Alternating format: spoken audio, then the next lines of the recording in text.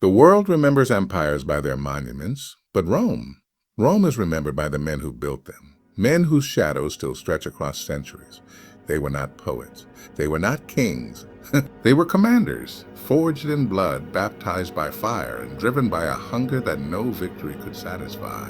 From the burning sands of Carthage to the frozen rivers of Germania, their legions marched like thunder across the earth. Every sword raised, every city burned, every triumph won, was not for gold nor for glory, but for something far greater, dominion. These were the architects of conquest, the sculptors of empire, the men who turned the chaos of war into the order of Rome. And though centuries have passed, their names still echo: Scipio, Caesar, Trajan. They were not merely soldiers. They were destiny in human form. This is their story, the story of Rome's deadliest commanders, the men who built an empire of iron. Long before the world bowed to the eagle of Rome, it was nothing more than a restless city surrounded by enemies and uncertainty. The early Romans knew hunger, they knew loss, they knew the silence of defeat. But somewhere in that silence, something was born, a fire. Conviction that survival would never be enough. They would not merely live, they would dominate. From the dust of the Italian plains rose men who understood that empires are not built by mercy. They are built by will. Rome's commanders were not sculpted by luxury or birthright. They were shaped by the grindstone of necessity. Every battle carved a lesson into their souls. Every scar told them the same truth. Weakness was death. In the early days, the Roman legions were not yet invincible. They bled, they fell, they broke. But each time they fell, they learned to rise sharper, harder, more disciplined. Their enemies fought for pride. Rome fought for survival, and survival makes killers out of men. The commanders who led them were craftsmen of destruction. They learned that order, not chaos, wins wars. That a soldier's loyalty must be forged like steel, in heat and in pressure. They built a machine where every man knew his place, every formation moved like clockwork, and every mistake was paid for in blood. There was no room for hesitation, and no space for fear. No space for fear. The centurion's roar replaced the beating heart, and the rhythm of shields striking earth became the song of Rome's destiny. It was in those crucibles of war, the Samnite hills, the Punic coast of fields of Etruria, that the Roman commander was born. He was not a man of comfort, but of conviction. He believed that the gods favored the bold, that discipline was sacred, and that Rome's survival depended not on luck, but on relentless precision. They studied the art of their enemies, the phalanx of Greece, the cavalry of Gaul, the elephants of Carthage, and turned every lesson into advantage. Rome never repeated the mistake. Her commanders absorbed defeat like a scholar absorbs scripture, until every loss became a weapon. In time, their legions became an extension of their will, disciplined, silent, unstoppable. One command could move 10,000 men like a single heartbeat. That unity, that unbreakable order, became the very soul of Rome. Yet behind that iron discipline was something far darker: ambition. These commanders were not just soldiers. They were visionaries of violence, men who saw conquest not as chaos, but as creation. They did not seek war for war's sake. They sought perfection, the perfection of dominance. Every victory built their legend, and every legend fueled the next campaign. Villages turned to cities, cities to provinces, and provinces to empires. Their banners cast shadows over mountains and seas alike. But the world did not yet understand what it meant to face Rome. They would soon learn. They would soon learn. Because these men, these architects of power, had turned warfare into a science. They had built a machine that would devour nations and reshape history. And as the fires of conquest lit the horizon, the world trembled, not because of the legion's might, but because of the men who commanded them. Men who could turn defeat into doctrine, chaos into empire, and mortality into immortality. For their hearts burned the truth that built Rome itself. The strong ruled, the weak obey, and only through iron can order be born. This was the birth of Rome's war machine, a creation so disciplined, so ruthless, so inevitable, that even the gods themselves would come to fear it. ChatGPT said, "The battlefield, a canvas of chaos. The scent of sweat, steel, and blood clings to the wind. Beneath a burning sun, under a moonlit sky, the men of Rome march not as individuals, but as one living beast. And at its head stands a commander, eyes unblinking, heart steady, mind sharpened by countless wars. He does not see men in mountains. He sees patterns, movements, shadows. Where others see death, he sees opportunity. This is where the true art of Rome was born. Not in marble halls or senate chambers, but in the dirt, the smoke, and the sound of dying men. Here, commanders like Scipio Africanus, Julius Caesar, and Trajan forged a new kind of warfare, one where intellect was deadlier than the sword. Scipio was the first to rewrite the rules. A man of vision and patience, he studied his enemies as a wolf studies its prey. Against Hannibal, Carthage's demon of strategy, Scipio learned in humility, then turned that lesson into vengeance. He understood that victory was not only won with courage, but with understanding. He watched, he adapted, and when the time came at Zama, he shattered Carthage's legend with precision so exact it seemed divine. The student had surpassed the master, Rome had found its first strategist of destiny. Then came Caesar, storm in human form. As Scipio calculated, Caesar commanded. He wielded charisma like a weapon, bending entire legions to his will. His men would cross rivers, climb mountains, and march through hell itself. In Gaul, Caesar did not just conquer lands, he conquered time. He moved faster than his enemies could think, striking before their scouts could even report his presence. At Alesia, he encircled an army that outnumbered his own, building two walls. One to keep his enemies in, another to keep their reinforcements out. In that moment, the world witnessed not just strategy, but genius. He was ruthless, yes, but his ruthlessness was guided by design. Every victory was a step toward immortality, every enemy a lesson in human nature. And then Trajan, the conqueror emperor. If Scipio was the mind and Caesar the will, Trajan was the arm of Rome itself. Under his command, the empire stretched to its greatest extent. From the deserts of Arabia to the mountains of Dacia, his legions carved Rome's dominion into the map of the world. Trajan understood the rhythm of conquest, the slow grind, the measured cruelty, the weight of leadership that crushed lesser men. He led not from luxury, but from the mud beside his soldiers. He earned not obedience, but devotion. When he spoke, his legions listened as though Mars himself had given the order. These were not men of fortune. They were instruments of fate. Each battle they fought was not simply to win, but to define what victory meant. Their brilliance was a paradox, beauty wrapped in brutality, logic built on slaughter. They made strategy into scripture, tactics into poetry. They painted the art of war with blood and fire until the world itself became their canvas. And when the dust settled and the rivers ran red with the price of their ambition, they stood amidst the silence, not as heroes, but as architects. Builders of a system so perfect in its cruelty that it would be studied for millennia.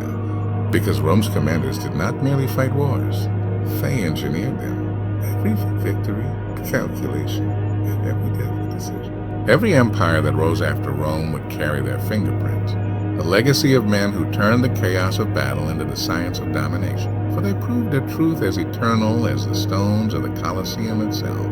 That brilliance without mercy is the sharpest blade of all. Power begins as a whisper, a promise, a calling, a hand reaching toward the horizon, believing it can hold the sun itself. But in Rome, power was not given. It was taken, forged, and stolen from the bones of the fallen. And those who claimed it soon learned it was not a crown they wore, but a curse. The men who built Rome's empire were not only warriors, they were dreamers of empire, slaves to their own glory. And in their hunger for immortality, they discovered the cruelest truth of all. That power devours the very soul that seeks to wield it. In the smoke of the Senate and the roar of the battlefield, their triumphs began to blur with their downfall. Julius Caesar, the man who bent the republic to his will, became both savior and destroyer. His legions worshipped him as a god, his enemies feared his name, and his ambition burned brighter than any torch Rome had ever known. But that same brilliance cast long shadows. In the marble halls of the city he once saved, daggers waited. And when they struck, they did not kill a man, they killed an idea. A two moved, the echo of betrayal that still haunts history's corridors. But Caesar's death did not end Rome's hunger, it fed it. Power became a sickness that spread from one commander to another. Mark Antony, the Lion of the East, found himself ensnared not by battle, but by love. A love so fierce it tore an empire in half. Cleopatra became his battlefield and desire his undoing. When the tides of loyalty turned, Antony did what a Roman should never do. He fled the field, and in that retreat, the empire learned that even lions can bleed. Then came Caligula, Nero, and the long, dark chain of emperors. rulers who inherited glory but not greatness. The flame of Rome, once burning pure and white, began to twist with madness. Power, once the symbol of unity, became a mirror that reflected every flaw of the human. The weight of command, of holding the lives of tens of thousands in your hands, it changes a man. It twists his soul, isolates him from the world he rules. Rome's commanders wore their triumphs like armor, but inside they were haunted by ghosts. Men they'd sent to die, cities they'd burned, empires they'd crushed. The glory they sought became the cage they could never escape. Even the strongest among them felt it. Trajan, at the height of conquest, paused to look back upon the world he'd conquered, and in his silence one could sense it, the burden of empire, the quiet understanding that every victory writes its own epitaph. For Rome's greatest strength, its unyielding will to expand, was also its slowest poison. Power demanded more power. Conquest demanded more conquest. And soon even Rome's gods could not quench the thirst of men who believed themselves divine. The marble of Rome was polished with the blood of ambition. Every triumphal arch stood upon invisible graves. And yet they marched on, unable to stop, unwilling to fall. Because once a man has tasted absolute power, he can never return to being mortal. The empire they built in glory began to crumble beneath the weight of its own magnificence. Betrayal became the currency of politics. Trust became folly. And the iron discipline that once united them began to rust in the heat of ambition. Still, even as madness took root, one truth remained. Rome's commanders would rather burn with the empire than fade without it. They chose greatness over peace, immortality over sanity. And in doing so, they became both the architects and the executioners of their own creation. For power may raise men to the heavens, but it always drags them back down in chains of their own making. ChatGPT said empires fade, but legacies endure. Long after the swords have rusted and the banners have turned to dust, Rome still breathes, not in its ruins, but in its reflection upon the world. For the men who led its legions did not just fight for territory, they fought to be remembered. And remember them we do, from the marble of Washington to the columns of London, from the strategies of Napoleon to the discipline of every modern army. Rome still whispers its name through the ages. Its commanders, long dead, became immortal architects of warfare, builders of order, teachers of empire. Their ideas outlived their bones. Their methods shaped the very foundation of civilization itself. For it was Rome that perfected the art of control over land, over destiny. The legion was more than a fighting force. It was a philosophy.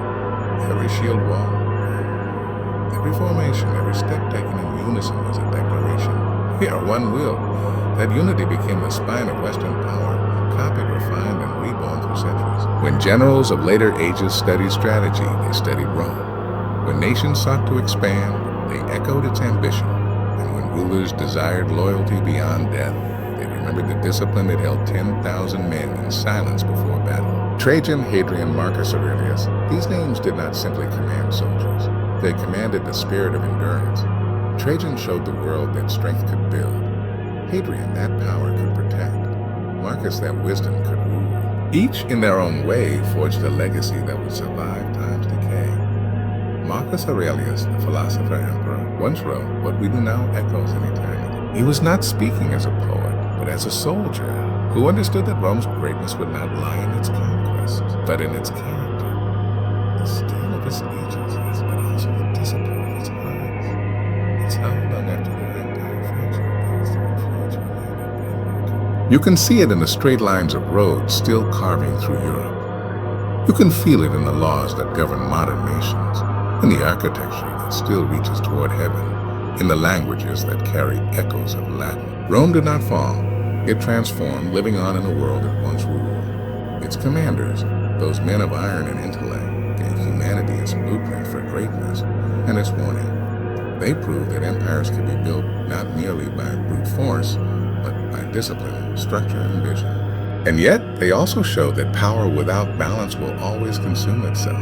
In their victories, they taught us how to build. In their downfalls, they taught us humility.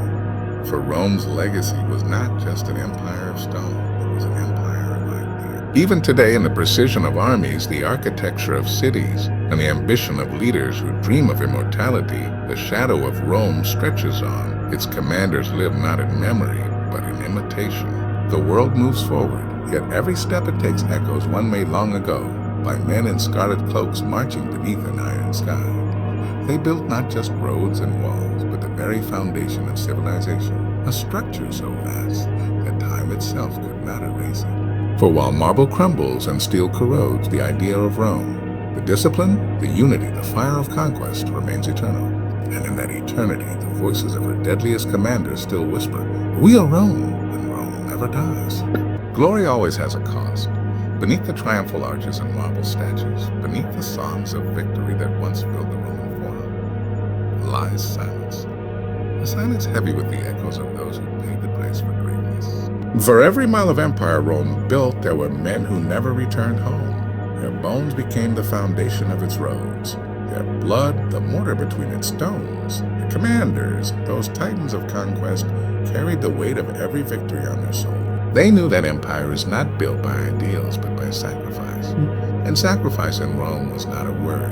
It was a way of life. Imagine the legions on the march, feet blistered, armor stained, eyes hollow from endless campaigns. They followed their commanders through deserts that burned, forests that swallowed men whole, mountains that seemed to touch the heavens. They fought not for themselves, but for an idea, the eternal city, the promise of order, the dream of Rome's immortality. Yet the empire they built demanded more lives, more loyalty, more blood.